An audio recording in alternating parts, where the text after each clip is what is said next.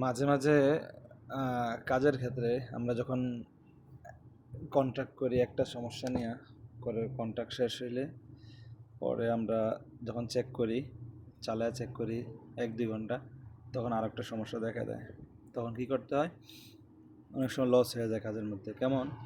আমি ফ্রিজটা, ছোট একটা ফ্রিজ, এটা হয়তো কোনো মক্তব মানে অফিসের পানি টানি রাখি এই আরকি। এটা রিলে ওভারলোড খারাপ ছিল। খারাপ থাকার পরে আমি ওর সাথে ইত্তেফাক করছি।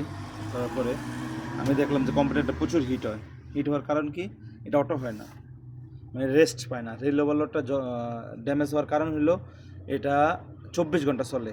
এই যে থার্মোস্টেটটা, এটা একবার অফের জায়গায় রাখলে যদি ভালো থাকে, অফের জায়গায় রাখলে এটা একটা শব্দ হইব, অফ হয়ে যাব, ঠিক আছে? তো আমি ২২ নম্বর গ্যাস দিয়ে এটা চেক করছি, অফ হয় না। পরে কী করছি, এইটা এক্সট্রা লাগিয়ে দিচ্ছি আমি নিচ থেকে, এটা ইত্তেফাকের বাইরে, ঠিক আছে?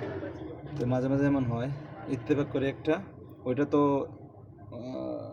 চেঞ্জ করি, এরপরে আবার আরেকটা নিচ থেকে লাগান লাগে। এই হলো অবস্থা।